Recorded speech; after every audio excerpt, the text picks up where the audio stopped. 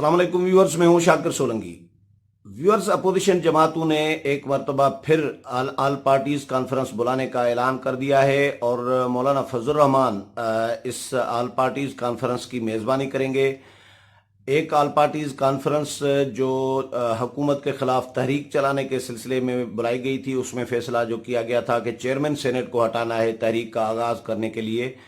लेकिन वो chairman senate के खिलाफ जो तहरीक अदम एतमाद पेश की गई थी उसमें अपोजिशन जमातों के सेनेटर्स टूट गए थे और तहरीक वो नाकाम हो गई थी। उसके बाद फिर मसला कश्मीर आ गया है और अपोजिशन के जो 14 अरकान टूटे थे, इन तमाम मामलात पर आल पार्टीज कॉन्फ्रेंस दोबारा बुलाने का ऐलान कर दिया गया है। मौलाना फजल रहमान ने 19 अगस्त यानी आने वाले पीर को इस्लामाबाद में ये आल पार्टीज कॉन्फ्रेंस बुलाई है। मेज़बानी भी फिर से मौलाना फजल रहमान करेंगे। अपोजिशन जमातों के जो रहनुमा हैं, जो कायदीन हैं, शहबाज शरीफ, बिलावल भुट्टो जरदारी और असफंदयार वली, महमूद खाना चकजई, आफ्ताब शेरपा और दीगर जो अपोजिशन के रहनुमा हैं या कायदीन हैं, उनको बाज़ाब्ता तौर पर इसमें मदऊ किया गया है। 19 अगस्त की सुबह 11 बजे इस्लामाबाद में ये आल पार्टीज कॉन्फ्रेंस होगी और इसमें हुकूमत के हवाले से भी गौर किया जाएगा कि हुकूमत का जो रिस्पांस है मसले कश्मीर पर, उसके हवाले से भी जायज़ा लिया जाएगा। अपोजिशन जमातों की मुश्तरका हिकमत अमली क्या होनी चाहिए, इस पर भी गौर किया जाएगा, क्योंकि अपोजिशन जमातों को खदशा है कि हुकूमत ने शायद प्लानिंग के साथ और जानकर ये कश्मीर जो है भारत के हवाले कर दिया है। ये हुकूमत ख्वाजा आसिफ जो है, उन्होंने जब जॉइंट सेशन हुआ था पार्लियामेंट का मसले कश्मीर पर, उसमें भी ख्वाजा आसिफ ने भी इस तरह का इशारा दिया था और गुज़श्ता रोज़ कमर ज़मान कायरा ने प्रेस कॉन्फ्रेंस की थी तो उसमें भी उन्होंने कहा था कि हमें डर है कि कहीं ऐसा ना हो, खुदा न करे ऐसा हो कि क्योंकि मुशर्रफ दौर में भी कश्मीर के हवाले से ऑप्शंस इस तरह के ही ज़ेर गौर आए थे और कश्मीर यानी जो कश्मीर भारत के कब्ज़े में है वो भारत के हवाले हो जाए और जो आज़ाद कश्मीर है वो पाकिस्तान के हवाले हो जाए। तो इस तरह के फार्मूले जो हैं मुख्तलिफ जो हैं डिस्कस होते रहे हैं और हमें खुदा न करे ऐसा हो, लेकिन हमें खदशा है और कहा जा रहा है, इल्ज़ामात आ रहे हैं हुकूमत के रवैये से भी ये लग रहा है, वज़ीर आज़म हो, वज़ीर ख़ारजा हो या दीगर वज़रा हो, उनके रवैयों से, उनकी बातों से भी ये लग रहा है कि कश्मीर जो है हमारे हाथ से जा चुका है। और क्योंकि वज़ीर ख़ारजा शाह महमूद कुरैशी ने जो मुज़फ़्फ़राबाद में ईद के रोज़ मीडिया टॉक की थी, उसमें भी उन्होंने जो बातें की थी, उन्होंने ये कहा था कि एक तो इस्लामी ममालिक जो हैं, उन्होंने ताकतवर इस्लामी ममालिक, उन्होंने भारत में भारी सरमायाकारी कर रखी है और भारत के साथ उनके मफादात वाबस्ता हैं और सलामती कौंसिल में कोई फूल लेकर हमारे लिए नहीं खड़ा और कोई मुस्तकिल मेंबर सलामती कौंसिल का जो है वो मसले कश्मीर के इशू पर रुकावट बन सकता है सलामती कौंसिल में। इस तरह की जब बातें की थी शाह महमूद कुरैशी ने, तो उसमें से अखज़ ये किया गया था कि कश्मीर हमारे हाथ से जा चुका है और मफ़हूम यही उनका निकाला गया था शाह महमूद कुरैशी की बातों का कि वो कश्मीरियों को पैगाम दे रहे थे कि कश्मीर को अब भूल जाना चाहिए और जो हुआ है सो हुआ है, यानी मिट्टी पाओ जी। तो ये हुकूमत के रवैयों से भी ये लग रहा है। वज़ीर आज़म इमरान खान ने जॉइंट सेशन में कहा था अपोजिशन को कि मैं क्या करूं, मुझे बताओ कि मैं हमला कर दूं, ये शहबाज शरीफ को उन्होंने कहा था। तो ये जंग लड़ने के मूड में भी यकीनन नहीं है और जंग मसले का हल भी नहीं है, लेकिन मुज़ाकरात से भी 70 साल में कश्मीर का मसला हल नहीं हो सका। तो अब आगे भी मुज़ाकरात की इस तरह तो कोई चांस नज़र नहीं आ रहा। ट्रंप ने कहा था, अमेरिकी सदर ने, कि मैं सालसी करूंगा और वज़ीर आज़म इमरान खान साहब उधर अमेरिका गए हैं। ट्रंप ने 2 दफ़ा सालसी की बात की थी। इससे पहले वज़ीर आज़म इमरान खान अनाउंस कर चुके थे मोदी की इलेक्शन कैंपेन के दिनों में कि अगर मोदी जीत जाते हैं तो मसले कश्मीर के हल में मदद मिलेगी। ये वज़ीर आज़म ने बरमला इज़हार किया था अपने तकरीर में اور مدد کیا ملی؟ الٹا کشمیر ہی چلا گیا۔ بھارت نے اس پر باضابطہ آئین میں ترمیم کر کے قبضہ کر دیا ہے۔ پہلے جو خود مختار ریاست تھی کشمیر، مقبوضہ کشمیر، اب وہ بھارت کا حصہ بنا دیا گیا ہے بھارت نے، اور حکومت کا ریسپانس جو ہے اس پر جو کمزور ریسپانس ہمیں نظر آ رہا ہے، اس پر اپوزیشن جماعتوں نے فیصلہ کیا ہے کہ ایک تو مقبوضہ کشمیر کی صورتحال پر آل پارٹیز کانفرنس بلانی چاہیے اور حکومتی رویے کا بھی جائزہ لینا چاہیے۔ حکومت کا جو ریسپانس ہے ابھی تک، جو وزیر اعظم کے بیانات ہیں یا وزیر خارجہ کے وزراء کے جو بیانات ہیں، ان کا بھی جائزہ لینا چاہیے۔ اور وزیر اعظم جو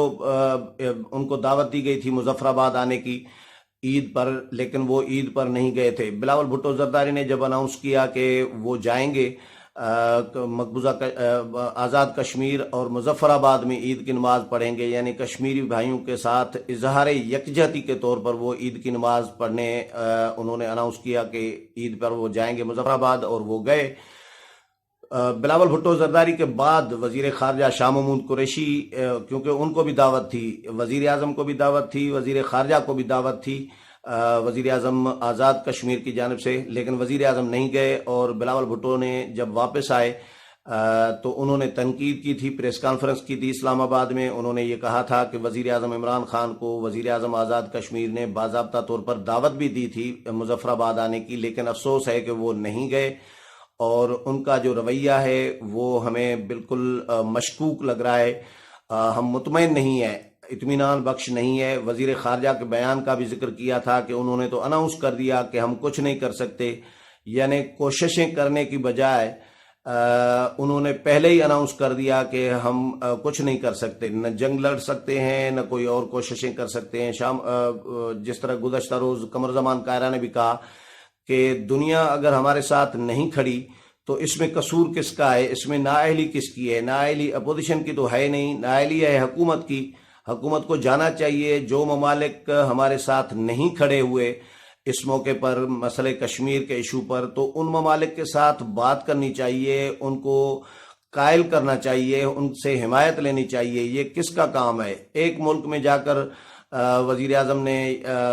جو ہے یا وزیر خارجہ نے ایک ملک میں جا کر بس چپ کر کے بیٹھ گئے ہیں، تو ان کو جانا چاہیے، اسلامی ممالک کے پاس جانا چاہیے، دوست ممالک کے پاس جانا چاہیے اور مسئلہ کشمیر پر حمایت لینی چاہیے۔ لیکن ہمارے حکمران اپوزیشن کو کا گھیرا تنگ کیے ہوئے ہیں، اور اپوزیشن کے خلاف جو گرفتاریوں اور کاروائیوں کا سلسلہ، انتقامی کاروائیوں کا سلسلہ جاری رکھے ہوئے ہیں۔ لیکن عالمی برادری کے ساتھ مسئلہ کشمیر پر رابطہ کرنے سے یا وہاں جانے سے ان سے حمایت لینے میں اتنے ایکٹیو نہیں نظر آ رہے جتنے ایکٹیو اپوزیشن کے خلاف انتقامی کارروائیوں میں نظر آ رہے ہیں۔ تو اس پر اپوزیشن تنقید بھی کر رہی ہے، اپوزیشن کو شکوک و شبہات بھی ہیں کہ جان بوجھ کر ہاتھ سے کشمیر دے دیا گیا ہے، انڈر اسٹیٹنگ کے ساتھ شاید دے دیا گیا ہے۔ تو یہ اگر ایسا ہوا ہے تو بہت زیادہ یعنی یہ ملک کو نقصان ہوگا۔ اور بہرحال اس پر اپوزیشن جماعتوں نے اے پی سی میں ڈسکس کرنا ہے کہ حکومت کے اس رویے کا جائزہ لینا ہے اور آئندہ کی حکمت عملی اپوزیشن جماعتوں کی کیا ہونی چاہیے۔ ویسے تو مولانا فضل الرحمان خود بھی کشمیر کمیٹی کے چیئرمین رہے ہیں، ان کو کشمیر کے حوالے سے بہت ہی ایک اچھا خاصا تجربہ ہے ان کے پاس، اور وہ اس پر میزبانی کریں گے۔ یقیناً وہ اے پی سی کوئی نہ کوئی فیصلہ سامنے اے پی سی کا ضرور آئے گا۔ اس کے علاوہ ایک اور ایشو جو سینیٹرز بکے تھے، 14 سینیٹرز، چیئرمین سینٹ کے خلاف تحریک عدم اعتماد جب ناکام ہوئی تھی، اپوزیشن کے سینیٹرز ٹوٹ گئے تھے، تو اس کا بھی جائزہ لیا جائے گا اس اے پی سی میں کہ کس جماعت کے کون کون سے سینیٹرز بکے ہیں، اور کوئی سیاسی جماعتیں بکی ہیں، کسی جماعت نے ڈیل کی ہے، یا انڈیویجولی مختلف جماعتوں کے سینیٹرز جو ہیں وہ دباؤ میں آئے ہیں یا بکے ہیں۔ ان تمام صورتحال کا بھی جائزہ لیا جائے گا۔ ویسے تو نون لیگ اور پیپلز پارٹی اناؤنس کر چکی تھی کہ وہ انکوائریاں کریں گی، انہوں نے کمیٹیاں بھی، فیکٹ فائنڈنگ کمیٹیاں بھی بنائی تھیں، لیکن انہوں نے بھی ابھی تک ایک ہی کمیٹی جو ہے پیپلز پارٹی کی، انہوں نے تشکیل تو دی، ممبران کے نام بھی اناؤنس کر دیے، 5 رکنی کمیٹی یوسف رضا گیلانی کی سربراہی میں۔ اس نے ایک میٹنگ کی تھی 6 اگست کو، لیکن اس میں انہوں نے طریقہ کار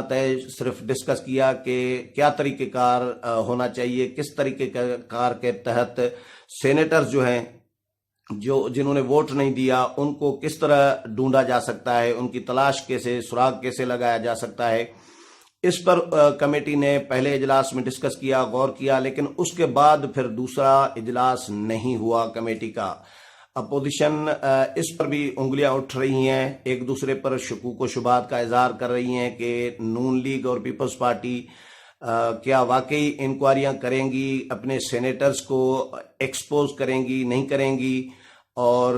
ہو سکتا ہے نون لیگ اور پیپلز پارٹی کے سینیٹرز کے علاوہ بھی سینیٹرز ہوں، اس کا بھی جائزہ لیا جائے گا۔ دوسرا یہ کہ نون لیگ نے قومی اسمبلی کا اجلاس ریکیوزٹ کر دیا ہے، اور ریکیوزیشن باضابطہ طور پر قومی اسمبلی سیکریٹریٹ میں جمع کرائی گئی ہے۔ یہ اس ریکیوزیشن پر نون لیگ کے 91 ممبران جو ہیں قومی اسمبلی کے، انہوں نے دستخط کیے ہیں۔ اپوزیشن لیڈر شہباز شریف سمیت تمام جو ممبران ہیں نون لیگ کے، انہوں نے دستخط کیے ہیں۔ گزشتہ روز شائستہ پرویز ملک اور دیگر جو نون لیگ کی خواتین ارکان ہیں، انہوں نے قومی اسمبلی سیکریٹریٹ میں باضابطہ طور پر یہ ریکویزیشن جمع کرا دی ہے، اور اس میں 4 نکاتی ایجنڈا دیا گیا ہے حکومت کو کہ ایک تو مودی نے جو کشمیر کے بارے میں فیصلہ کیا ہے، جو آرٹیکل 370 ختم کر کے کشمیر کو اپنا حصہ بنا دیا ہے، ایک تو اس پر ڈسکشن کی جائے، بحث کی جائے، اور دوسرا حکومت کا جو رویہ ہے کشمیر کے معاملے پر، اس پر بھی غور کیا جائے، ڈسکس کیا جائے، بات کی جائے۔ اس کے علاوہ جو حکومت کی 1 سال کی پرفارمنس ہے اور ناکامیاں ہیں، فیلیورز ہیں، اس پر بھی غور کیا جائے۔ جو صحافت پر قدغن لگائی جا رہی ہے یا جو سینسرشپ میڈیا کی ہو رہی ہے، اس پر بھی غور کیا جائے، بحث کرائی جائے، قومی اسمبلی کا اجلاس بلایا جائے، اس میں ان 4 نکات پر ڈسکس کیا جائے۔ یہ گزشتہ روز نون لیگ کی جانب سے باضابطہ طور پر